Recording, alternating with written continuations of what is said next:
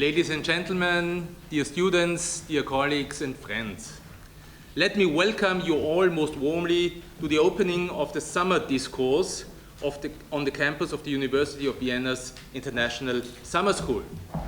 When I became responsible for the Sommerhochschule, I had a vision.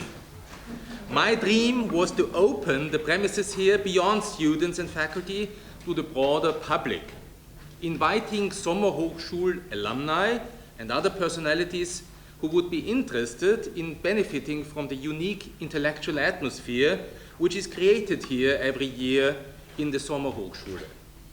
Thus, we organized the Sommer-Discourse aus Wirtschaft, Recht und Kultur as an encounter of the academic world and the arts with executives from the public sector, private companies, and NGOs. Over the years, a true community of friends of the Sommer Discourse has evolved. Many panelists come regularly back as participants, and the many fascinating topics we discussed are those which continue to occupy current debates. Globalization, climate change, intergenerational justice, social and technological innovation, the future of the welfare state, or the options for reform of the European Union, just to name a few of our grand themes. This year's theme is again a complex topic which will be addressed from many different angles. Rethinking solidarity. The general feeling in our societies today is a certain loss of balance.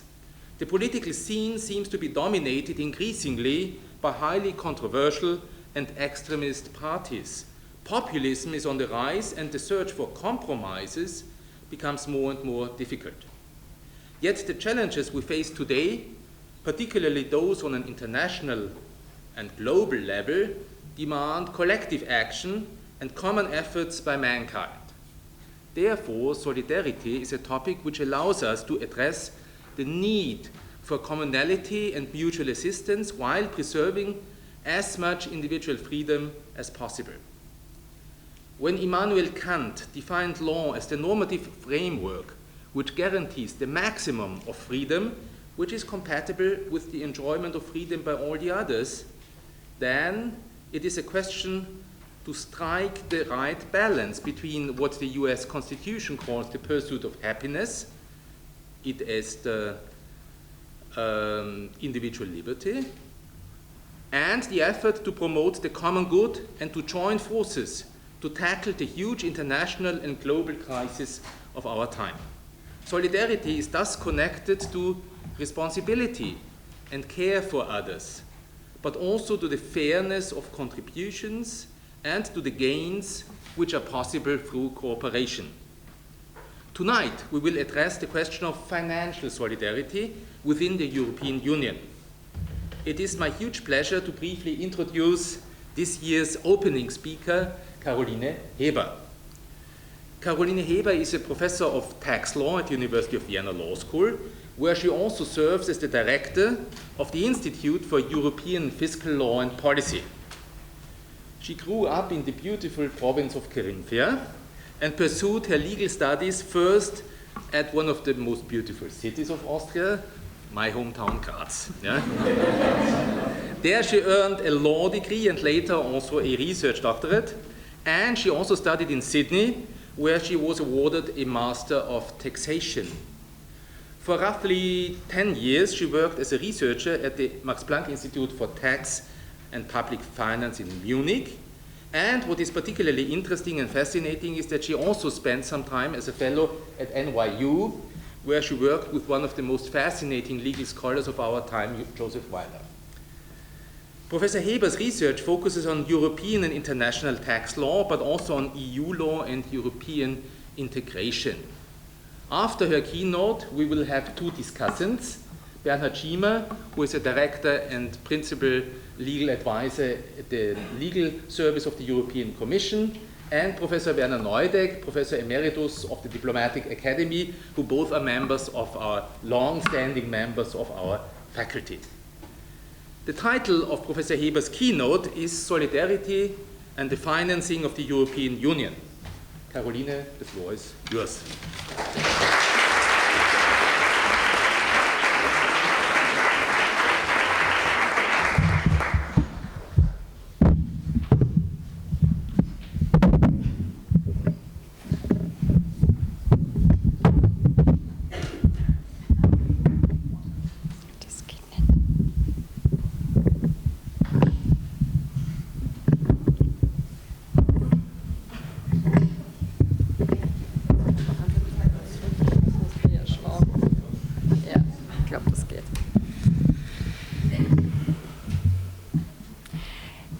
Dear ladies and gentlemen, dear students of the Sommerhochschule, we live in a time that is marked by crisis. The Euro crisis, the COVID-19 pandemic, the refugee movement, and the climate change are all examples of emergencies that require European actions. Although the objectives and forms of the European measures could not be more different, they all have one thing in common. Their financing triggers a tremendous discussion about the solidarity within the European Union. The member states that are most affected consistently call for unity among their fellow member states and argue that only together can the consequences of the crisis be overcome. Up until now, the required unity between the member states was always achieved. However, it was not always an expression of unconditional solidarity between the member states. The financial assistance for the Southern European member states during the Euro crisis were combined by strong accusations of a too lenient approach towards their own finances. Ultimately, it was the close interconnection through the common currency that made the financial aid indispensable, as it was the only way to, in the words of Angela Merkel, ensure the financial stability of the Eurozone. Whether compelled or voluntary, the reality is clear. Over the past 15 years, the solidarity mechanism within the European Union has consistently increased. When we take a look into the European constitutional framework, we might not be surprised, because primary EU law is embedded in a declaration of solidarity. The preamble of the EU treaties, for example, states as the EU's objective the desire to deepen the solidarity between their peoples while respecting their history, their culture, and their traditions. Similarly, Article 2 of the Treaty on the European Union emphasizes solidarity as one of the 12 fundamental values of the European Union. This is underscored by the preamble of the Charter of the Fundamental Rights of the European Union, which speaks of this is underscored by the Charter of the Fundamental Freedoms, which establishes human dignity, the freedom, equality, and solidarity as universal values of the Union. Furthermore, Article 80 on the Treaty of the Functioning of the European Union speaks of solidarity and the shared responsibility among member states regarding the handling of asylum seekers. The importance of solidarity is even more evident when we look into Article 122 of the Treaty on the Functioning of the European Union. Here, primary law sets solidarity as the goal and grants the Council, on the Commission's proposal, the authority to decide on assistance measure from the European Union to one or more member states in the spirit of the solidarity between member states when the economic situation so requires. Finally, Article 222 of the Treaty on the Functioning of the European Union obliges member states to act in solidarity if one of them is affected by a terrorist attack or a natural disaster. So the European Constitution draws a clear picture. The member states are linked by solidarity, and thus it is impossible to disregard solidarity as a guiding principle for defining the relationship between the member states. As appealing as the image of a community based on solidarity might be, it does not reflect the reality when it comes to the financial obligations of the member states. Unlike a state, the European Union does not finance itself through taxes. The European Union is financed through so-called own resources. Every 7 years, a new own resources decision allocates different categories of own resources to the European Union. The transition from the original financial contributions of the member states to the own resources of the European Union aim to ensure the European Union's financial autonomy. Although the European budget is secured for a period of 7 years, the own resources are ultimately not very different from the contributions of the member states. However, there might be an exception for the traditional own resources, the customs. Putting the own resources into different categories, so for example, the VAT-based own resources, so VIT, so value-added tax, or the GNI-based, or gross national income-based own resources, does not change the fact that the member states are the ones financing the European Union.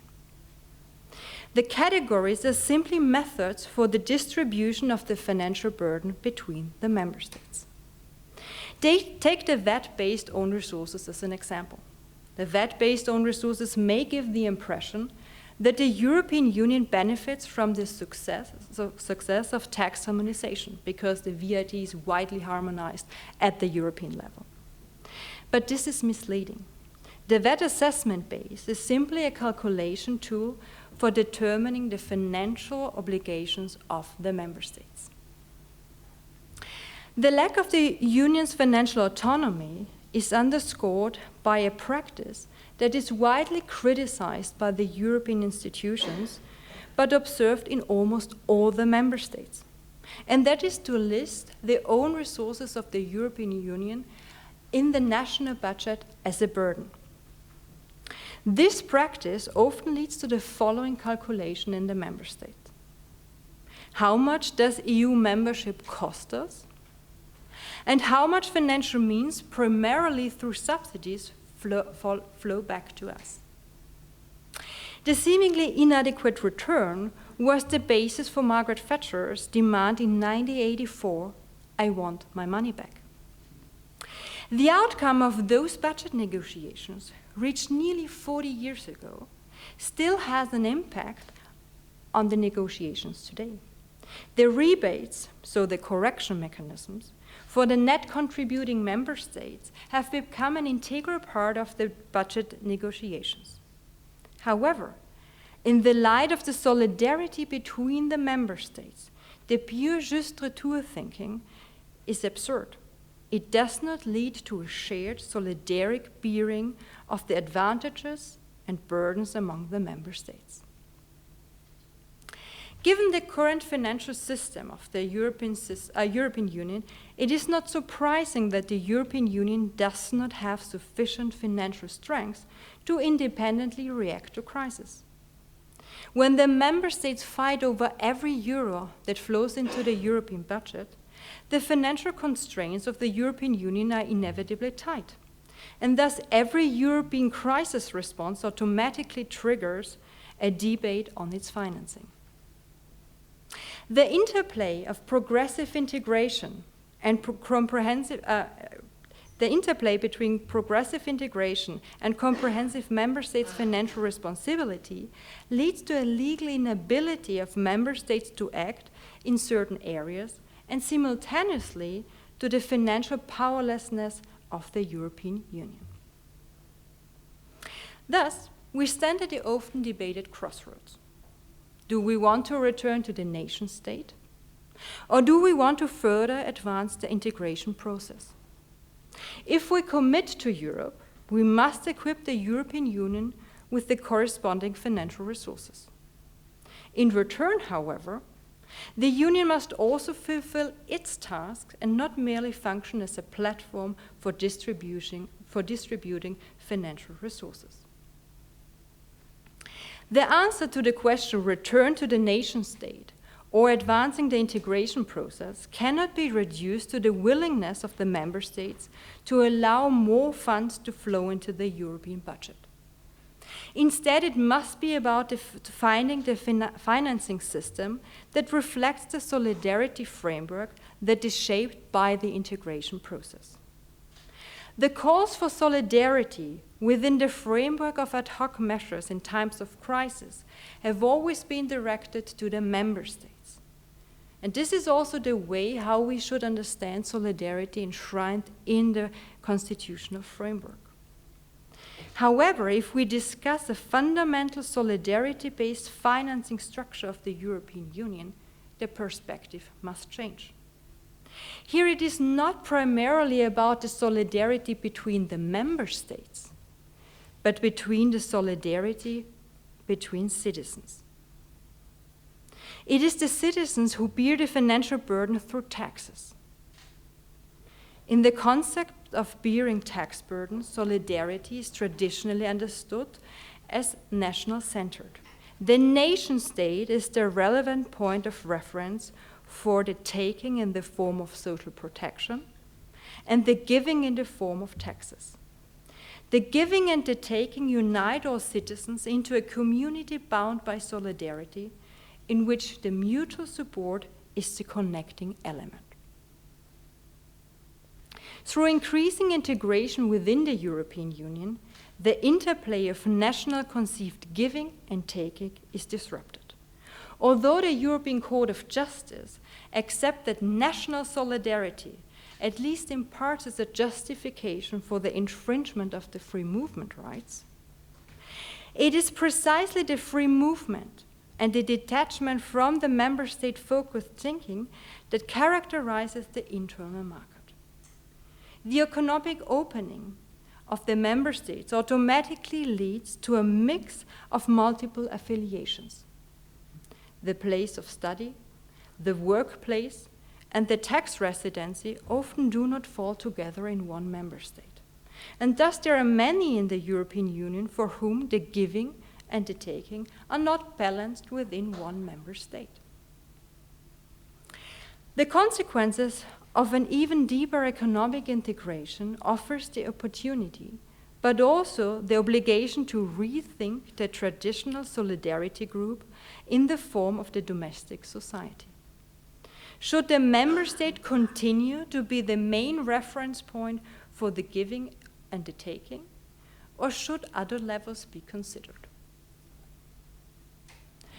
If the European level is brought into play, the first step is the question of the legitimacy of a European action.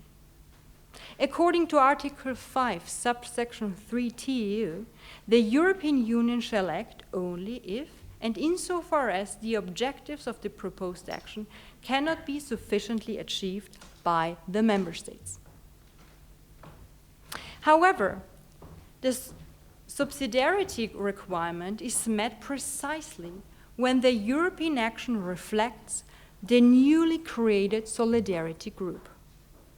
And therefore, we have to ask whether the European level can be a new reference point for a giving and a taking. If we look at the spending side of the European Union first, we may have doubts that these European actions qualify as a giving. This is because we hardly find any common goods at the European level. However, it's not the case that there is no need for this, quite the opposite. As integration progresses, the member states are often no longer able to achieve what is required on their own. This is particularly true for the expansion of the transnational transport links, and similarly, common external borders require a common response to immigration and the protection of external security.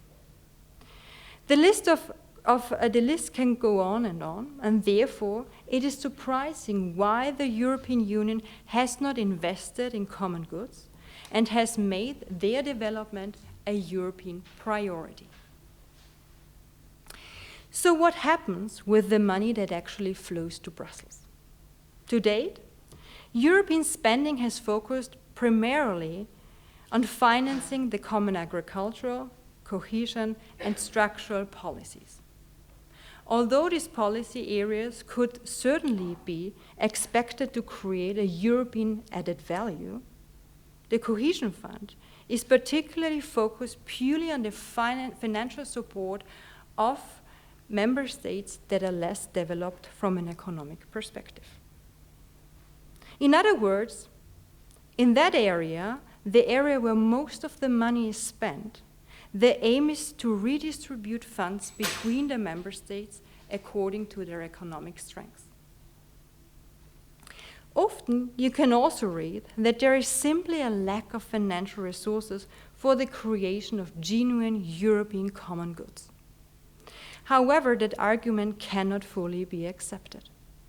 The problem is not a lack of financial resources, but rather a lack of a strong European policy. Next Generation EU is a clear example of the European approach.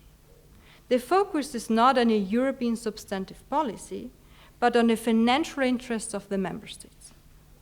Under Next Generation EU, the European Union had 750 billion euros at its disposal. These funds could have been used to create European common goods and at the same time help the member state to overcome the consequences of the COVID-19 pandemic. In fact, the borrowed money was passed on to the member states in the form of non-repayable grants and cheap loans. It is true that the member states had to submit recovery and resilience plans, and that these were approved by the Commission, but the criteria for their design are particularly vague. An almost identical procedure can now be observed in the context of the Social Climate Fund. The funds from the emission trading system are going to be used to shape the green transformation in the European Union in a fair and social manner. The member states are once again asked to come up with social climate plans and submit them to the Commission. If the plans comply with the vague criteria and guidelines, the money will flow to the member states. The European Union has once again prioritized the interests of the member states and has refrained from pursuing a strong European policy. Accordingly, the member states set the tone when it comes to the spending. So they are the ones sitting in the driver's seat. However, the fact that the European Union is perfectly capable of creating European common goods is particularly visible where the financing is not linked to any form of member states' payment obligations. The best example is certainly the Single Resolution Fund. The fund aims to strengthen public trust in the banking sector. Contributions from the bank provide the fund with financial resources. The financial resources are then not passed on to the member state, but remain at the European level. And European regulations determine the use of these funds.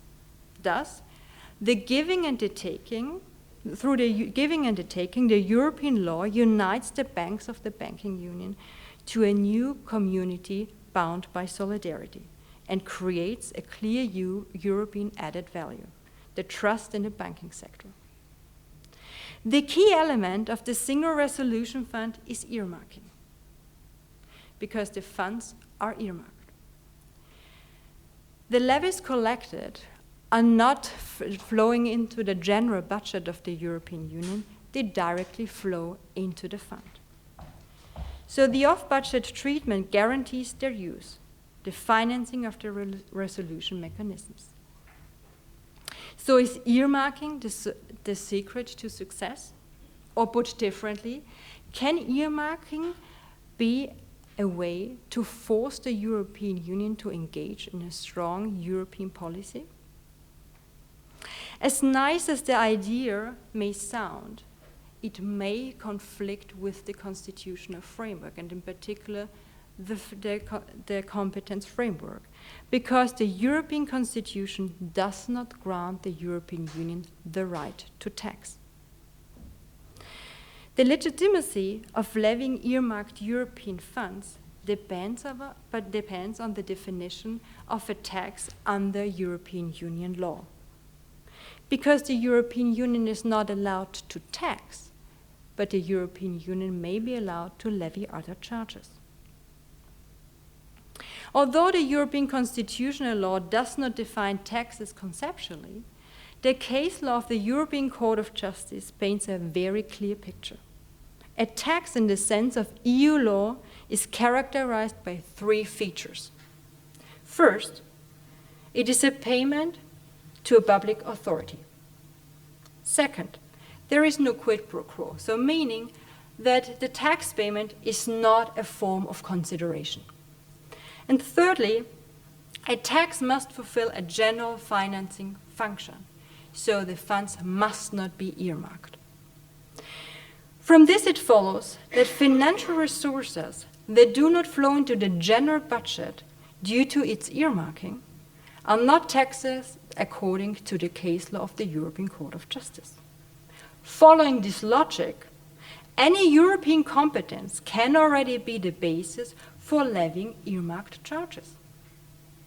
The European legislator is also likely to have understood that earmarking is a way to raise revenue at the European level without the need to amend or renew the own resources decision. The temporary solidarity contribution and the new or amended emission trading system are clear example cases. The use of earmarked funds may be more consensual, but they weaken the Europeans' position in the budget debate.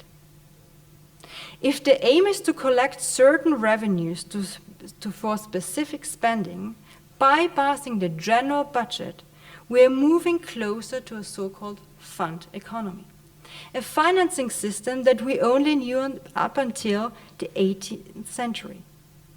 The fund economy was appropriate as long as the economy was not dynamic. If we mirror now this financing system to the European level, we will force the European Union into a much tighter financial corset than what we know today.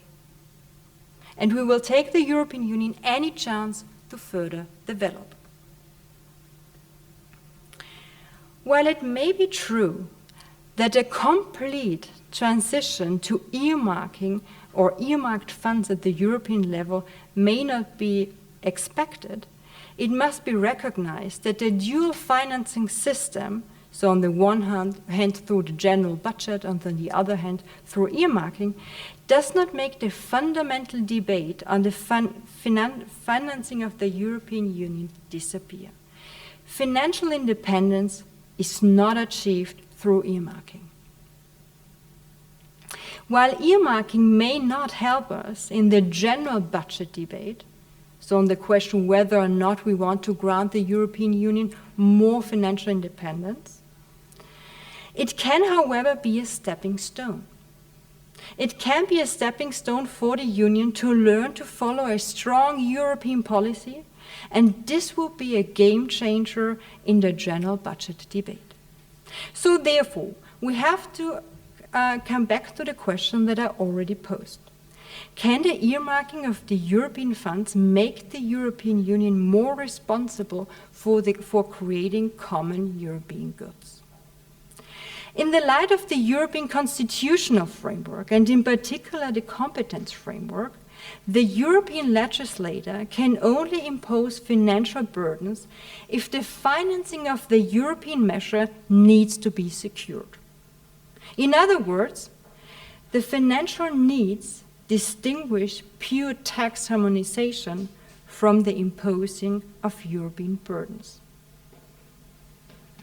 If the use of the funds is the reason why the levying of the European contributions comply with the competence framework, the use of the funds must realize the European objective.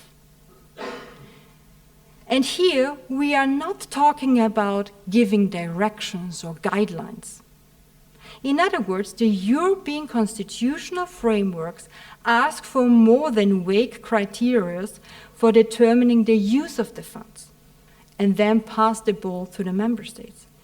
the levying of earmarked funds demand a strong underlying European policy.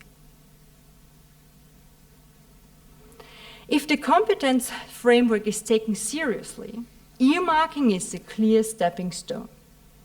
Earmarking can help the European Union to generate financial resources at the European level and secure the financing of European common goods.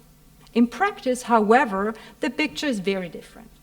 The Union does not pursue a strong European substantive policy and place the money into the hands of the member states, which of course also casts doubts on the legitimacy of imposing European burdens in the first place.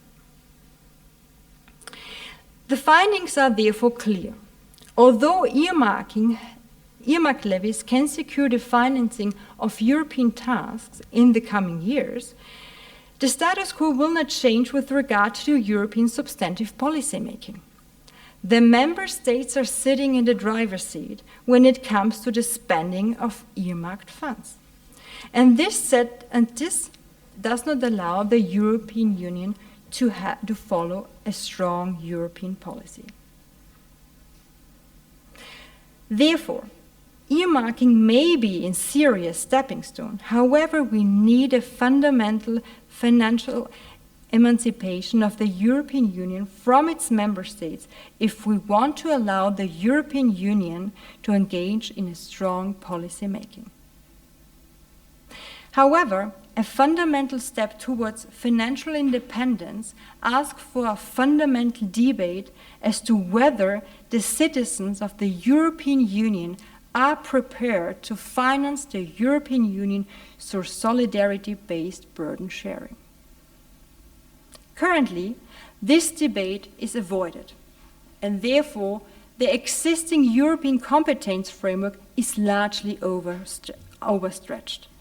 The new proposals for financing the European Union rely on an interplay of comprehensive tax harmonization that also includes the requirement or the obligation to tax, and a tax revenue sharing agreement between the Union and the member states via the own resources decision. The degree of tax harmonization required for such an approach will often go much beyond what is necessary for the functioning of the internal market. If tax revenue sharing is then no longer capped by the own resources ceilings, the difference to genuine European taxes is no longer visible. The overstretching of the Union's competence framework can also not be justified by the special nature of the own resources decision. Although the own resources decision require not only the unanimity in the Council, but also the consent of the national parliaments according to their domestic constitutional framework, secondary EU law can never be the basis for the conferral of powers. However, the financing of Next Generation EU shows that even this limit has been crossed in the past. The own resources decision currently in place authorizes the Commission on behalf of the European Union to borrow money on the capital markets that is required to finance Next Generation EU. In other words, the own resources decision creates a limited right to borrow. This is a perfect example of a political will that does not align with the European constitutional setting. What does the past tell us for the future? The member states are keeping the European Union on a tight leash when it comes to its budget. The fact that the member states have the upper hand in the financing debate is rightly justified by their budget responsibility. It prohibits the member states from becoming involved in unmanageable budgetary burdens. However, it does not include an obligation to negotiate the best deal within the European budget negotiations. Member state-based thinking has not only an impact on the funding side, but also on the expenditure side.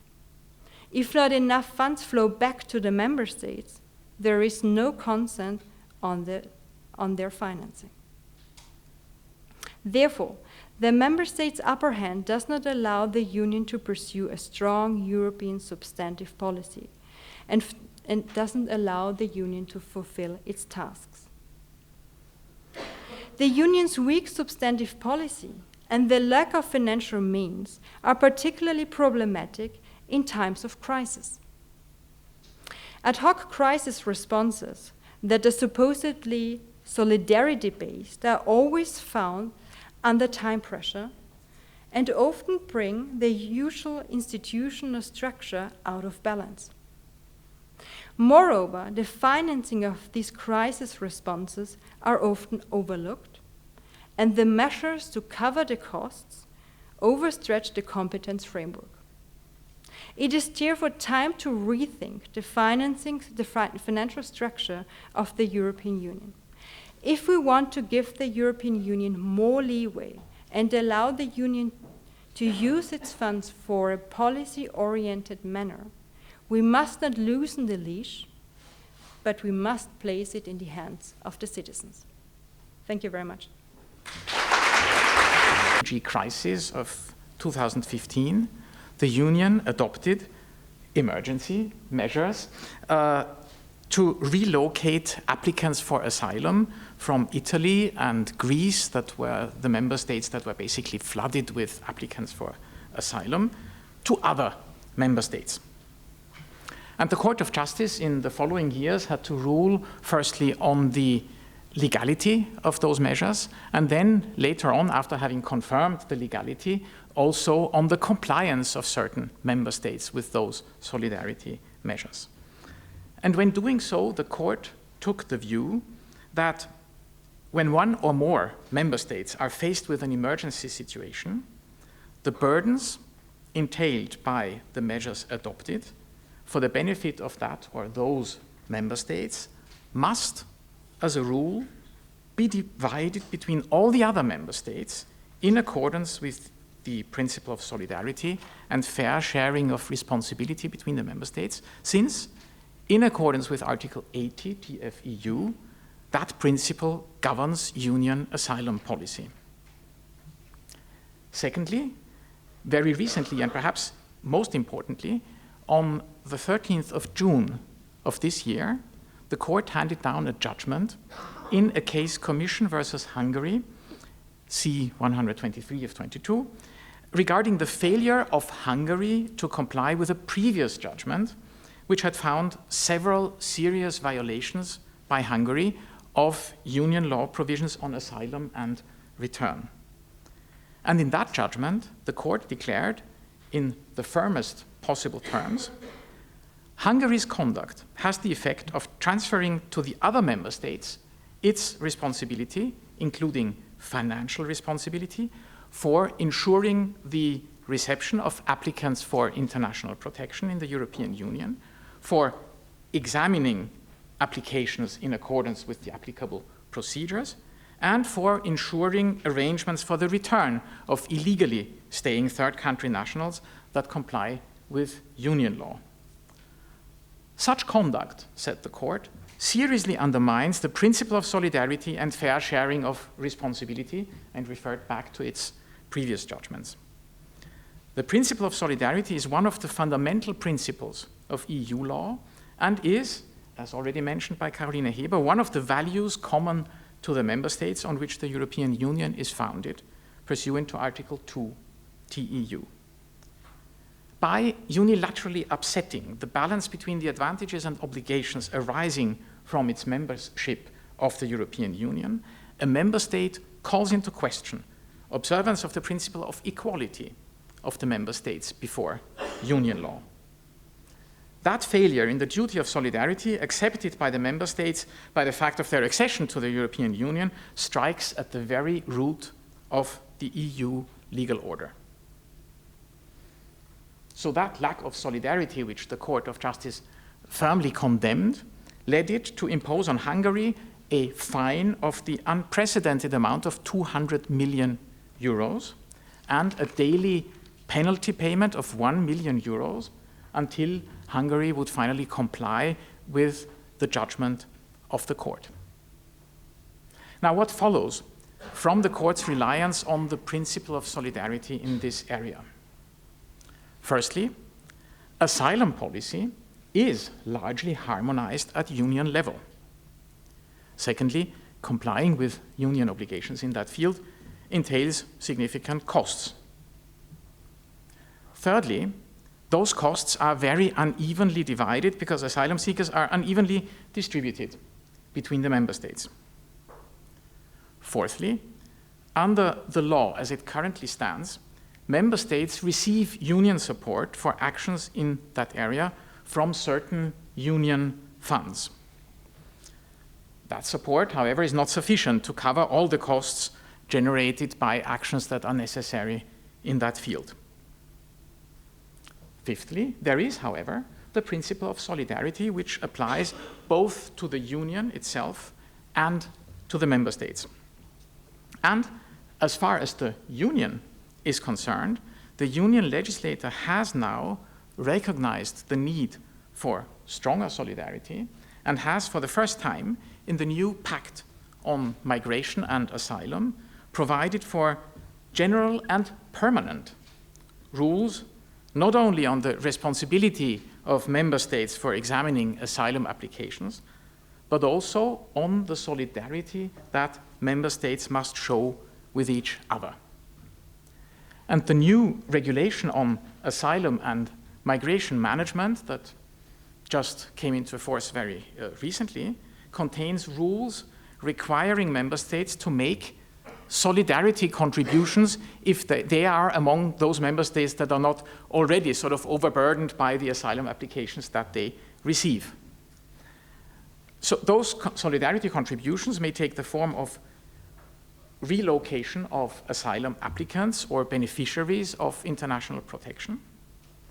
And then, perhaps most importantly, financial contributions provided by member states that would primarily be aiming at actions in other member states related to the area of migration, reception, asylum, pre-departure, reintegration, border management, and operational support. And finally, because not all member states found it very easy to agree with that, also other alternative solidarity measures. And the financial contributions that member states make, who are required to contribute with solidarity measures, will be external revenue assigned to the union budget in order to finance those relevant actions in the concrete field of asylum and migration. Now, those rules will only become applicable in 2 years, but I would say that the recent judgment of the Court of Justice, in this case Commission versus Hungary, has laid the foundations for a rather forceful application of the solidarity rules in the pact once they become applicable. And one might perhaps conclude that a fair and functioning European asylum system might already be, or at least become, an example of a European common good as referred to by Caroline Heber. Thank you very much.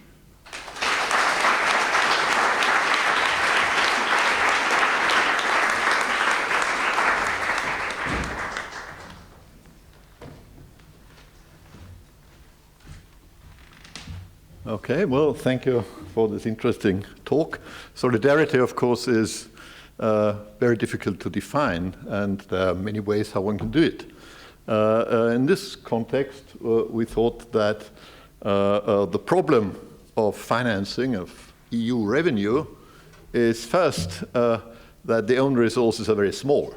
It's about 1% of GDP.